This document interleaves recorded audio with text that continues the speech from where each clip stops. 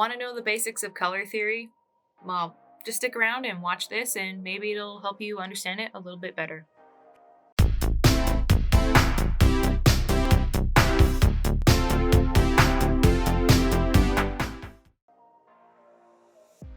So first, let's look at the color wheel. I'm just going to pull up a picture of it right here.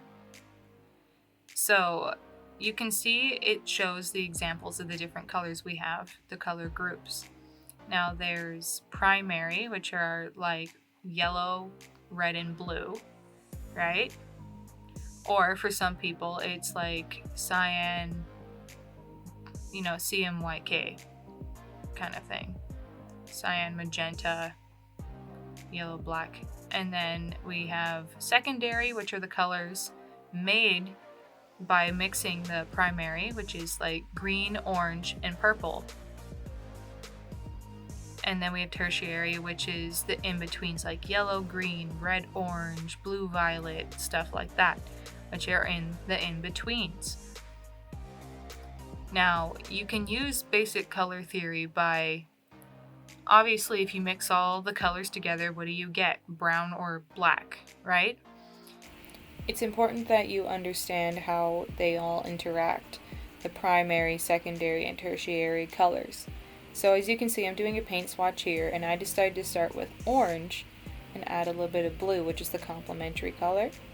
So it would give it a bit more of a toned down color.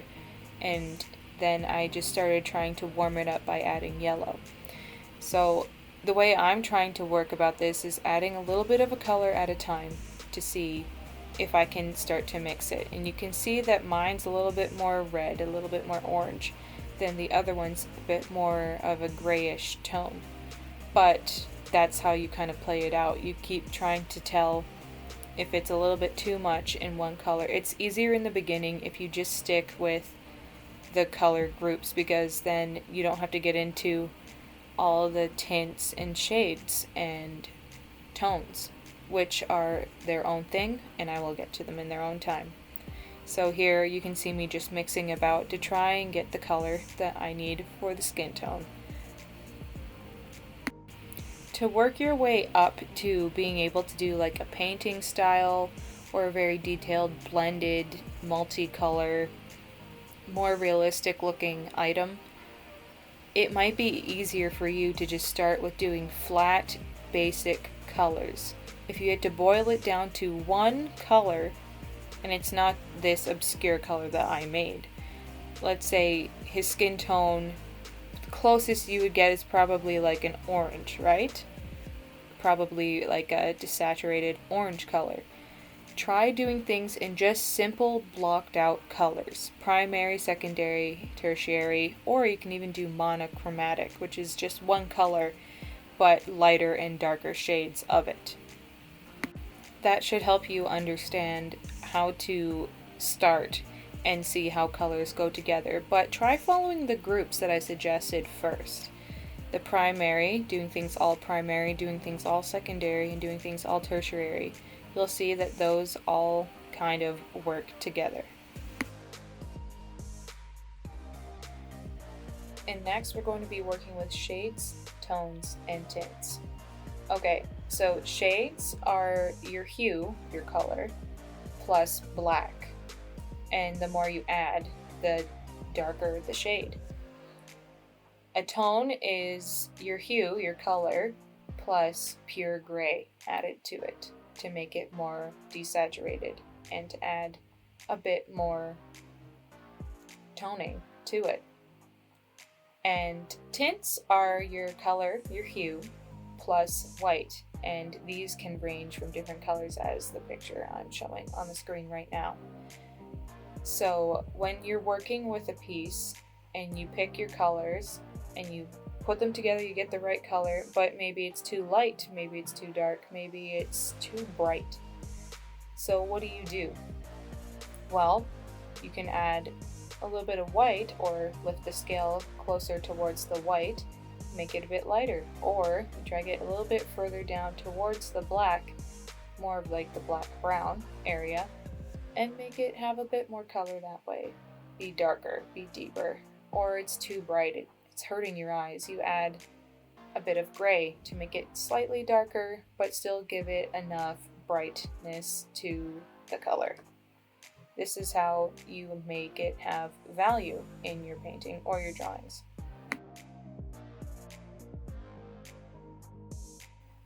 Alright, complementary colors. Complementary colors are when you take two colors that are directly across the opposite way of the color wheel. So, like this picture I'm having on the screen, red and green, blue and orange, purple and yellow. Complementary colors are the opposites, but they are also the perfect matches that go with each other.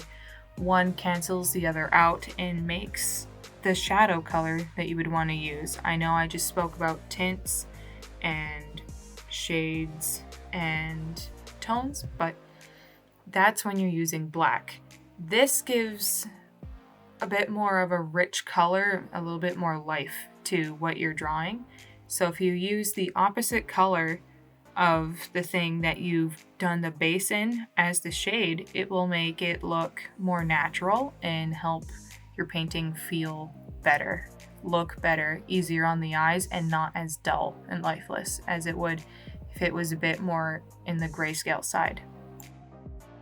Now that you know about complementary, you should also know there's another thing known as split complementary, which means two colors on the color wheel going directly down and across to the opposite color, but these two colors at the top are not side by side, as shown in this picture here. You can see that the red violet and the blue violet go very well with the yellow. You can do this and have a color palette that's not just the three primary, you can choose any, and it will give you like a nice blending amount of colors that all kind of go together, because no matter which ones you choose, as long as you follow that pattern, it will look really good because two of the colors are in similar,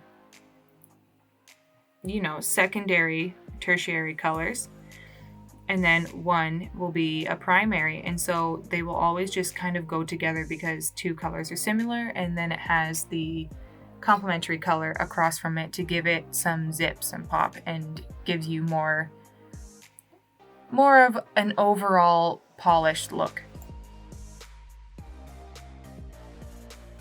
As you can see, there are many different types of color schemes that you can use when doing art.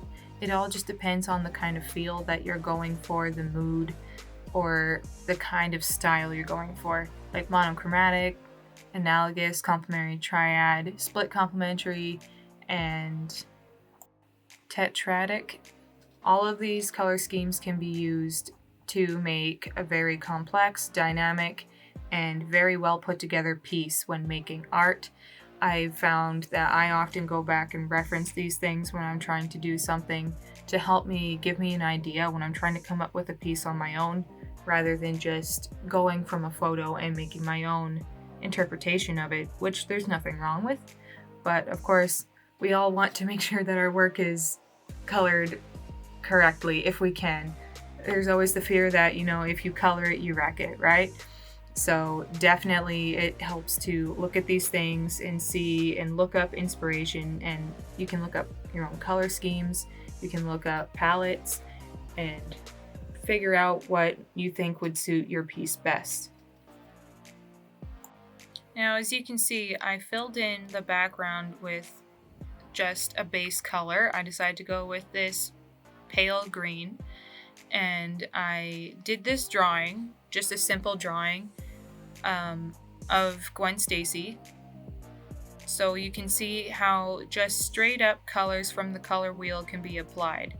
So for her skin tone, I did, of course, the peach color.